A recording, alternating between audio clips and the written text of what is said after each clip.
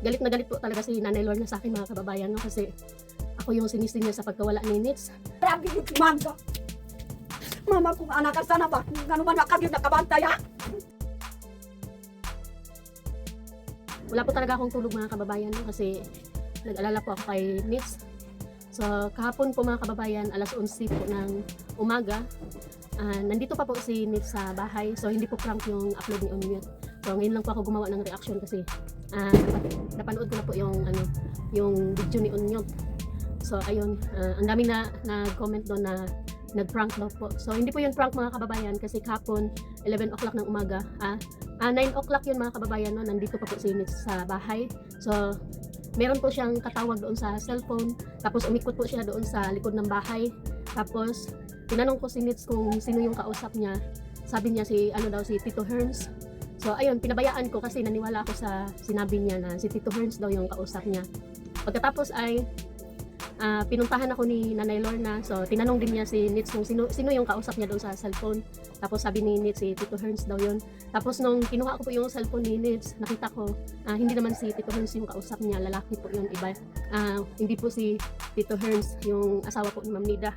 So ibig sabihin po nung mga kababayan, nagsinungaling po si Nits. So pagkatapos po nung mga kababayan ay sinabi ko kay Nanay Lorna na bantayan natin na maigi si Ninita kasi baka ikaw lang yung niloloko ni Nits kasi nagsisinungaling siya, sabi niya. Yung tumatawag daw sa kanya si Pugong Biyahero, tapos si Onyot, ganon. Yan lagi yung sinasabi ni Nits. Pagkatapos mga kababayan, bandang 11 o'clock, bigla na lang pong nawala si Nits. Kaya pumunta pa po siya doon kay Nanay Lorna. Pagkatapos ay hindi na po namin siya nakita. So hanap po kami ng hanap kay Nits noon.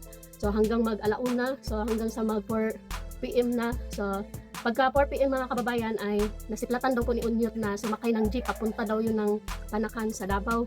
So kaya ayun, hinabol pa po ni Onyot yun, kaya lang mabilis po yung sinakyan ni Nits na jeep. So hindi rin po sure si Onyot na si Nits po yun na yung sumakay sa jeep kasi akala din ni Onyot may sinamahan daw siya. So akala niya nagkausap sila ni Nanay bago umalis. So kaya pagdating ni Onyot dito, ayun, nagkagulo-gulo na po kami kasi naglayas nga po si Nits. So akala namin nandoon siya sa Salanggoy, sumama siya kay Nanay Lorna. So ayun mga kababayan, no, nakakalungkot po dahil ang dami namin kinuntak na friend niya sa FB. So pati po yung anak ko na babae, siya po yung naka-discover sa bagong account ni Ninita. So doon namin nalaman mga kababayan yung lahat ng mga upload ni Nits, yung mga sayaw-sayaw niya doon. So ayun, kaya sinubukan namin kontakin yung lalaki na tinatag ni Nits. So ayun, boyfriend pala yun ni Nits. So tinawagan ko po yung lalaki kagabi, tinawagan ko siya. Sabi nung lalaki, papunta na daw si Nits sa Cagayan, sumakay na daw po ng bus. So hindi na po namin nahabol si Nits kasi nung tumawag po ako doon sa Davao, sa Panakan, na baka pwede ma-hold si Nits doon sa jeep. Kaya lang hindi daw po nila naabutan kasi nagmamadali daw po si Nits na makasakay po ng bus papunta daw Cagayan kasi magtrabaho daw siya. Yan daw po yung paalam niya sa mama niya. So kaya ayun, galit na galit po talaga si Nanay Lorna sa akin mga kababayan, no? Kasi ako yung sinising niya sa pagkawala ni Nits. So paano ba naman kasi mga kababayan, kahapon sobrang busy po ako sa pagbantay ng tindahan, tapos may meeting po kami sa farmers namin. So ayun, hindi na po namin nabantayan si Nits kasi yung tao dito sa bahay, si mama ko, tapos yung anak kong dalawa. So kaya yun, si Nanay Lorna kagabi sinigaw-sigawan niya ako dahil hindi ko raw nabantayan ng ayos yung anak niya. So nagsorry po ako kay Nanay. So kaya lang, ayun, ganun, na sinigawan pa rin po niya ako kasi kasalanan ko daw ang lahat kung bakit daw umalis si Ninita. So ngayon, ito po yung mga gamit ni Nits mga kababayan, no? Wala na pong laman, kinuha na po yung mga bag. Tapos yung alkansya po ng mga kababayan, ayan, tinanggal po niya yung laman. So wala na talaga, plano po talaga yung ni Nits na umalis siya. So ngayon, pupuntahan po namin siya ngayon sa Cagayan kung nasaan siya. Kasi nagkontak po yung lalaki sa amin na pupuntahan daw siya ni Nits. Kasi meron daw pera si Nits noon kasi yung bigay ni Ma'am Joy yata yun yung dala niya. Tapos meron pa siyang ipon dito sa alkansya niya, yun, dinala po ni Nits. So si Ninita po mga kababayan ay parang niloloko lang po niya si Nanay Lorna kasi lagi niyang sinasabi na si Pugong Biyahero daw po yung kausap niya sa phone, kung hindi si Tito Herns. Pero nung nakita ko po doon sa messenger ni Ninita, hindi po sila yung kausap nila ni Ninita. Kaya ayun, sabi ko kay Nanay, baka pinagloloko lang talaga siya ni Nits kasi hindi siya marunong magbasa. Kaya ngayon, na problema kami mga kababayan kung saan namin hanapin si Ninita doon sa... Grabe yung mama. Mama kung anak sana ba ngano man wa kagid nakabantay ha. Hindi direport sa imo ngano man wa kagid nakabantay nini. Ah!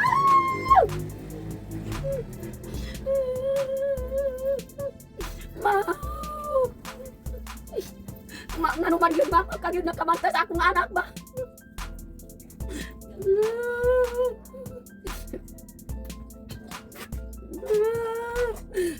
Gusto ko good ma'am kay kana na lang akong anak.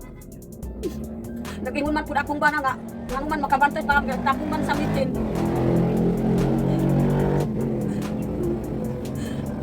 As ako gid si Kubay wa gid bantayo si Ninita kung asa dapat nagkuan. Ngano man wa gid nabantay nagkuhas bag pud nila.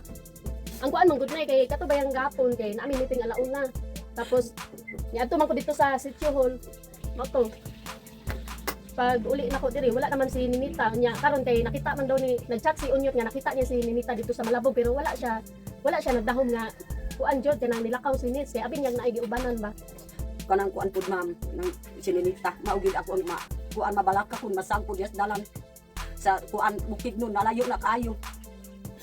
Maayo ato ang kuan gani pasakitan wala man ngano man mag-anak ko si Ninita. Dito lagi na sa iyang kontak na kay di ba niingon man ka nga naay katawag si Ninita pero ang ginatugan niya sa imo ha kay si kuan daw to si Tito Herns daw niya to. Kaya sige daw panawag. Maugid ka ng akong kuan gani gusto ko gid ma'am na si Silunyo na gyud wagid nakabantay pud sila kahit naaman pud lakawan pud nila. Na ako dito ra ko sa balay kay buntag gahapon nag-adto man pud si Ninita sa ako gusto daw ng trabaho ingon ko ayaw kanang mag-eskwela ka pa Ninita sige kag pangandoy magtrabaho ka. Maayo gid kung di kag hatagan og kwarta ni ma'am ug si Silunyo. Nanang hindi siya na nga mo trabaho. Anang gahapon kanang adto sa ako ingon ko ayaw gid basta. Pero wala siya naingon nga mulakaw. Wa gyud nag-ingon nagmulakaw pud sila. Kanang wa pa gid sige pagani mamo kuan eskwela ni Ninita sige kuan sa ako ang istorya na mama basta wa pay akong eskwela mga duha ra ko ka bulan trabaho ko. Ingon ko ayaw gyud mo trabaho bantay gyud. Ana pud akong giingon pud kini Ninita.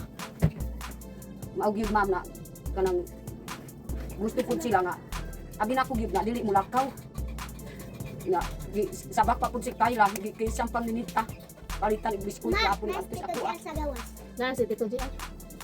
Ay, pato. Nasa Unyot na Nay. Dito po sa Unyot. Dito.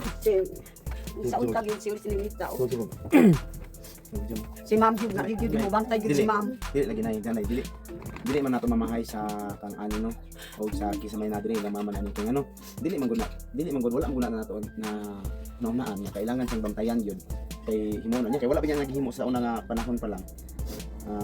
Gibantayan na nato siya nga wala uya makaanhi wala ta nagunong na nga siya mismo musibat nagbantay man ta siya ana nga kanang way lalaki makita nga kauban. Ang problema lang na kay ini tungod sa iyang cellphone. So, nasa naman tabo mi karon wala mamahay ana. Gawas lang kang Ninita mismo nga atong mamahay ana. Kaya nga nang gihimo na niya. So, problema gid na siya. Karon kung konsep plano niya atong ipa-record dito sa pulis. Tapos katugan imo gihatag nga kuan, gihatag nga account. Gabi itong gi-chat ninyo kay na-contact nako na nag-contact sila daw ni Ninita nga maadto Cagayan. Nag-contact nimo to? Okay. Maadto Cagayan. Wato daw Cagayan. Kay manarbaho daw si Ninita pero ang giingon daw ni Ninita nananghid daw siya kay nanay. Nga manarbaho daw siya. Adto gani sa buntag kay kuan ano sa ako unsay adlawan mo lakaw ko para makahibalo ka. Abi na ko gyud na dili gyud sibat si Ninita kay mao gyud wa na nang kay di man ko mohatag mo trabaho kay mo eskwela man.